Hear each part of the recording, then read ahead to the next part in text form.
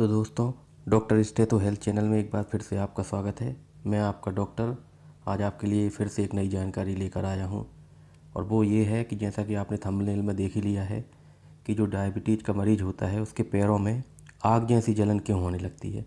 यानी कि पैरों में ऐसा लगता है कि जैसे तेज़ आग जल रही हो। तो इस तरह की जो समस्या है वो क्यों पैदा होती है, और अगर होती है तो इसका क्या समाधान है वो भी मैं आपको बताऊँगा। तो चलिए देखते हैं। तो देखिए, डायबिटीज़ की बीमारी जो है एक अपने आप में साइलेंट किलर की तरह है।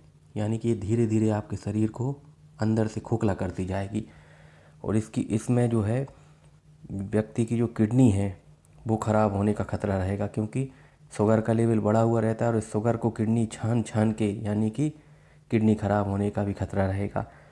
साथ में आँखों की रोशनी भी कम होने का खतरा रहेगा, डायबिटिक रेटिनोपैथी जिसे बोलते हैं। फिर जो शरीर की जो तंत्रिकाएं हैं जो कि दिमाग तक मैसेज लेकर जाती हैं, नर्व्स बोलते हैं जिनको, नर्व, तो ये नर्व में भी खराबी आने लगती है। इसे हम डायबिटिक न्यूरोपैथी बोलते हैं। तो ऐसी कई तरह की समस्याएं हैं जो ब्लड शुगर बढ़ने के कारण पैदा होती हैं। अब देखिए, अब ब्लड शुगर बढ़ने के कारण ये सब तो समस्याएं होती हैं, लेकिन जो खासतौर पे जो पैरों में बहुत तेज़ जलन होती है वो किस वजह से होती है, और साथ में और क्या क्या समस्याएं होती हैं पैरों में। तो देखिए, पैरों में अगर बार बार घाव हो रहे हैं, छोटे छोटे से घाव हो जाते हैं, और उंगलियों हैं, जो पैर की उंगलियां हैं उनके बीच में फंगल इन्फेक्शन जैसा हो जाता है, तो इसका मतलब है कि आपकी कहीं ना कहीं शुगर जो है वो कंट्रोल में नहीं है। फिर कई बार अगर क्या होता है कि जैसे चलते चलते ठोकर लग गई, थोड़ी बहुत चोट लग गई, और अगर उस व्यक्ति की शुगर कंट्रोल में नहीं है तो उसका जो घाव है वो कई बार इतना ज़्यादा बढ़ जाएगा कि स्थिति ये हो जाती है कि अगर उस घाव को ठीक नहीं किया गया तो उसकी वजह से पूरी बॉडी में इन्फेक्शन, यानी कि सेप्सिस होने का खतरा रहता है। तो इस वजह से कई बार तो उस पैर को काटना पड़ता है, नहीं तो पूरे शरीर में इन्फेक्शन फैलने का खतरा रहता है। और ऐसा क्यों होता है?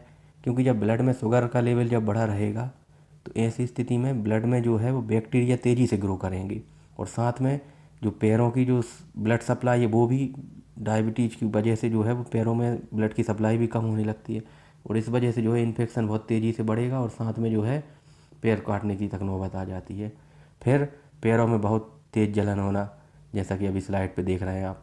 तो पैरों में जलन बने रहना भी डायबिटीज़ का जो है एक लक्षण होता है, यानी कि जलन होने लगती है धीरे धीरे पैरों में। कई बार तो रात के समय इतनी तेज़ जलन होती है, ऐसा लगता है मरीज को कि वो अगर अपने पैरों को ठंडे पानी में डुबो के बैठे तो उसको आराम लगता है, यानी कि पैरों में एकदम आग जलने जैसा लगता है। तो ये किस वजह से होता है? क्योंकि जो ब्लड सर्कुलेशन है वो कहीं ना कहीं सही से नहीं होता है पैरों में, और इस वजह से जो है पंजों में जलन होने लगती है, और मरीज को तो ऐसा लगता है कि बिल्कुल पैरों में आग ही लग रही हो, और बहुत ज़्यादा तकलीफ़ होती है मतलब। और ये ऐसा इसीलिए होता है क्योंकि लंबे समय तक अगर शुगर आपकी कंट्रोल में नहीं है तो धीरे धीरे आपकी जो नर्व हैं, तंत्रिकाएं बोलते हैं हिंदी में, ये जो नर्व हैं ये ख़राब होने लगती हैं, और इस बीमारी को हम बोलते हैं डायबिटिक न्यूरोपैथी। यानी अगर आपको इस तरह की जलन हो रही है तो ये कहीं ना कहीं डायबिटिक न्यूरोपैथी की शुरुआत हो चुकी है और काफ़ी एडवांस स्टेज में पहुंच चुकी है। और जब ये आप अगले देखते हैं, पैरों में सूजन आना। पैरों में सूजन आना भी ब्लड शुगर के बढ़ने का ही एक संकेत है, क्योंकि इसमें होता क्या है कि शुगर जब हाई लेवल रहेगा शुगर का तो पैरों में ब्लड सप्लाई कम होने लगेगी, और इस कारण से पैरों में सूजन आने लगती है। तो ये भी शुगर बढ़ने का एक लक्षण है। फिर पैरों का सुन्न हो जाना। कई बार क्या होता है कि मरीज की जो नसें ख़राब हो जाती हैं, यानी जो नर्व ख़राब हो जाती हैं लंबे समय तक शुगर बढ़ी रहने के कारण, तो इस वजह से क्या होता है कि मरीज के पैरों में उसको महसूस होना बंद हो जाता है, उसकी सेंसेशन कम हो जाती है, संवेदना कम हो जाती है, यानी उसको कुछ चीज़ टच हो रही है, कुछ गर्म जैसा कुछ महसूस ही नहीं होता है। ऐसा भी हो जाता है कई बार। और कई मरीज होते हैं जिनमें दर्द और चुभन जैसी समस्या होती है। तो इस तरह की समस्याएं होती हैं जिसे हम डायबिटिक न्यूरोपैथी कहते हैं। फिर अब कैसे इसका ट्रीटमेंट किया जाए, क्या किया जाए इसके लिए? सबसे मेन तो इसमें, अगर इस बीमारी को होने से रोकना है, अगर ये पैरों में जलन ना हो, इस तरह की समस्याएं ना आए, तो इसके लिए सबसे मेन चीज़ है कि आप अपनी शुगर को कंट्रोल में रखें। यानी मीठा खाते हैं तो मीठा खाना बंद कर दें, और अपनी जो दवाइयाँ हैं बिल्कुल समय पर लें, समय पर अपनी शुगर चेक करते रहें समय समय पर। HbA1c, जिसको मैंने बोलता है जिसको बोलते हैं ग्लाइकोसाइलेटेड हीमोग्लोबिन, यानी कि ये हमारी 3 महीने की एवरेज शुगर बता देती है। इसकी जांच कराते रहें तो इससे हमें पता चलता रहेगा कि हमारे 3 महीने की एवरेज शुगर कितनी चल रही है, उस हिसाब से उसको हम कंट्रोल में रख पाएंगे। फिर जब ये जो पैरों में जलन होने की शुरुआत हो जाती है, यानी कि न्यूरोपैथी अच्छी खासी डेवलप हो जाती है। तो इस कंडीशन में जब हम सिंपल पेन किलर गोलियाँ देते हैं तो ये पेन किलर की वजह से ये समस्या ठीक नहीं होती। तो फिर इसकी ऐसी स्थिति में फिर कुछ गोलियाँ होती हैं जो कि केवल और केवल डॉक्टर की सलाह पर लेने की होती हैं। और ये दवाइयाँ कायदे में इनका ट्रीटमेंट जो है, इन दवाइयों का मुख्य यूज जो है वो डिप्रेशन में और झटके की बीमारी सीजर डिसऑर्डर में किया जाता है। लेकिन इन्हीं दवाइयों का उपयोग डायबिटिक न्यूरोपैथी की एडवांस स्टेज में भी करते हैं, जैसे कि ड्यूलॉक्सिटिन है, गाबापेंटिन, प्रिगावेलिन और ट्राईसाइक्लिक एंटी डिप्रेसेंट जैसे कि एमिट्रिप्टिलिन, नॉरट्रिप्टिलिन।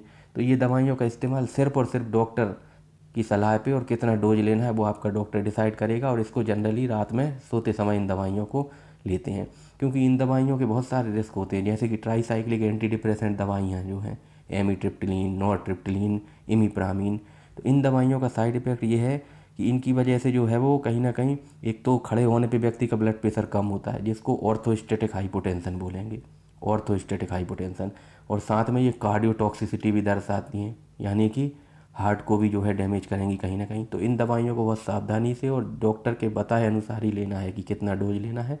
तो कुछ हद तक ये जो है वो दर्द की जो महसूस होता है पंजों में उसको कम कर सकती हैं।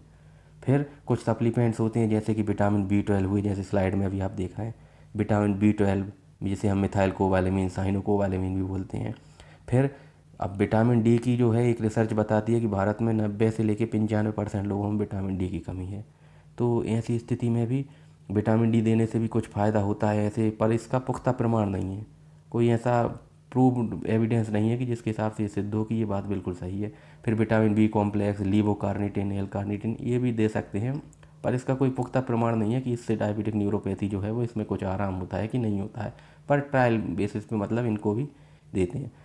फिर व्यक्ति से कहा जाता है कि वो सुबह शाम पैदल चले, एक्सरसाइज करे, योगा करे, तो इससे भी उसकी जो है डायबिटिक न्यूरोपैथी की समस्या थोड़ी कम होगी, जो दर्द हो रहा है वो थोड़ा सा उसको आराम मिलेगा। और साथ में सबसे मेन चीज़ है शुगर को कंट्रोल में रखे। और सबसे एक और बड़ी सावधानी रखना है ऐसे व्यक्ति को जिसकी शुगर अनकंट्रोल्ड है, ऐसे व्यक्ति को जिसको लंबे समय से डायबिटीज़ है। तो ऐसे व्यक्ति को पैरों में अच्छे जो है वो जूते, आरामदायक जूते पहन के रखना है, यानी कि ऐसे जूते जिसमें पैर फिक्स हो जाए, उंगलियां जो है वो आगे से दबे ना। नहीं तो क्या होगा, अगर उंगलियां आगे से दबेंगी तो घाव बनने का खतरा है, और इसकी वजह से फिर वो इन्फेक्शन होकर बड़ा घाव बन सकता है। तो ऐसा ना हो तो बिल्कुल कंफर्टेबल हो, आरामदायक जूते पहने। और किसी भी तरह, और इस जूते पहनने से क्या फ़ायदा हुआ कि आप जो चलते चलते कभी जैसे ठोकर लग जाती है तो उस तरह की मामूली चोट से अपने आप को बचा पाएंगे। क्योंकि डायबिटीज़ में सबसे बड़ा खतरा यही रहता है कि अगर शुगर हाई रहती है तो जो खून में बैक्टीरिया होते हैं वो बहुत तेज़ी से बढ़ते हैं, और इस वजह से कई बार उस इन्फेक्शन को, फिर छोटी सी चोट थी लेकिन वो बड़ा इन्फेक्शन हो गया, और उसकी वजह से स्थिति ये हो जाती है कि पैर तक काटना पड़ता है। क्योंकि नहीं, अगर पैर नहीं काटेंगे उसको सर्जरी करके तो उससे पूरे शरीर में जो है वो इन्फेक्शन फैलने का खतरा रहता है। तो ये था आज का टॉपिक। तो अगर आपको ये टॉपिक अच्छा लगा हो तो ऐसी और नई नई जानकारियों के लिए प्लीज़ आप चैनल को सब्सक्राइब कीजिए और इस वीडियो को लाइक कीजिए।